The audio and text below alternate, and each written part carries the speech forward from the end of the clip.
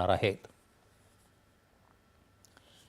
समाजातल्या सर्व घटकांना एकत्र घेऊन समावेशक, प्रागतिक आणि विकसित महाराष्ट्र निर्माण करण्यासाठी राज्य सरकारची वाटचाल सुरू असल्याचं राज्यपाल आचार्य देवव्रत यांनी आज आपल्या अभिभाषणात सांगितलं। यावेळी त्यांनी सरकारनं विविध क्षेत्रांसाठी केलेल्या कामाचा लेखाजोखा सादर करत राज्याच्या आर्थिक प्रगतीची माहिती दिली। देशाच्या GDPमध्ये राज्याचं योगदान 13.5%पेक्षाही जास्त असून थेट परदेशी गुंतवणुकीपैकी 39% गुंतवणूक राज्यामध्ये झाली आहे, असं ते म्हणाले। 2026मध्ये स्वित्झर्लंडमधल्या दावोस इथं झालेल्या परिषदेत 18 देशांच्या विविध उद्योगांसोबत राज्याचे 30 लाख कोटी रुपयांच्या गुंतवणुकीचे करार झाले असून यामुळे 40 लाख रोजगार निर्माण होतील अशी अपेक्षा राज्यपालांनी व्यक्त केली। मेरी सरकार महाराष्ट्र कर्नाटक सीमा विवाद को सुलझाने के लिए वचनबद्ध है। इस विवाद को सुलझाने के लिए सम्माननीय उच्चतम न्यायालय में महाराष्ट्र का प्रतिनिधित्व करने के लिए विख्यात अधिवक्ताओं की नियुक्ति की गई है। मेरी सरकार सीमावर्ती क्षेत्रों में रहने वाले मराठी भाषी लोगों के शैक्षणिक, स्वास्थ्य देखभाल और अन्य विभिन्न कल्याणकारी योजनाओं को लागू कर रही है।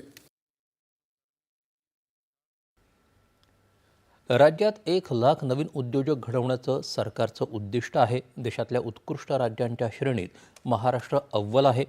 कृषी उत्पादकता वाढवण्यासाठी कृत्रिम बुद्धिमत्ता प्रणालीचा वापर केला जातोय। बंदर विकास, जहाज निर्मिती क्षेत्रासाठी विशेष धोरण आखण्यात आलं आहे, असं राज्यपाल म्हणाले।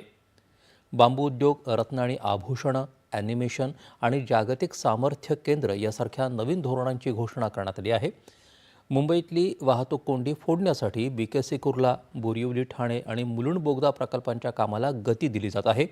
गडचिरोलीला स्टील हब म्हणून विकसित केलं जाणार आहे, असं त्यांनी सांगितलं। शेतमाल बाजारपेठांपर्यंत पोहोचवण्यासाठी मजबूत बारमाही रस्ते बनवण्यात येतील, असंही ते म्हणाले। 2025-26च्या हंगामासाठी सरकारनं 100 लाख क्विंटल कापसाची किमान हमीभावानं खरेदी केली आहे। 60 लाख क्विंटलहून जास्त सोयाबीनची खरेदी केली आहे। त्याचप्रकारे 2024-25मध्ये किमान हमीभाव योजनेअंतर्गत नोंदणीकृत असलेल्या 7 लाख शेतकऱ्यांना 2 हेक्टर मर्यादेपर्यंत प्रति हेक्टर 20,000 रुपये वितरित केले आहेत। शेतकऱ्यांना 2 लाख रुपयांपर्यंतच्या कृषी किंवा पीक कर्जाच्या सर्व दस्तऐवजांवरील शुल्कामध्ये सवलत देण्याचा निर्णय घेतला आहे। त्याचप्रकारे अवकाळी पाऊस आणि इतर समस्यांमुळे पीडित शेतकऱ्यांना नुकसान भरपाई देण्यात आल्याची माहिती राज्यपालांनी दिली। महाराष्ट्र कर्नाटक सीमावाद सोडवण्यासाठी राज्य सरकार वचनबद्ध असल्याची ग्वाही राज्यपाल आचार्य देवव्रत यांनी आपल्या अभिभाषणात दिली। राज्याच्या अर्थसंकल्पीय अधिवेशनाची सुरुवात राज्यपालांच्या अभिभाषणानं झाली। त्यावेळी त्यांनी राज्याच्या सीमावर्ती भागातल्या नागरिकांच्या हितसंबंधांचं रक्षण करण्यासाठी सरकारकडून होत असलेल्या प्रयत्नांची माहिती दिली। महाराष्ट्र को वर्ष 2024-25 में देश में सबसे अधिक 1,64,875 करोड़ रुपए का प्रत्यक्ष विदेशी निवेश प्राप्त हुआ है, जो भारत में प्राप्त कुल प्रत्यक्ष विदेशी निवेश के 39% है। महाराष्ट्र को 2025-26 के वित्तीय वर्ष के प्रथम छमाही में 91,337 करोड़ रुपए का प्रत्यक्ष विदेशी निवेश प्राप्त हुआ है। मेरी सरकार ने जनवरी 2026 में स्विट्जरलैंड के दावोस में हुए विश्व आर्थिक परिषद में 18 देशों की विभिन्न कंपनियों से लगभग 30 लाख करोड़ रुपयों के निवेश सहमति करार किए हैं। इससे 40 लाख रोजगार निर्माण होने में मदद मिलेगी।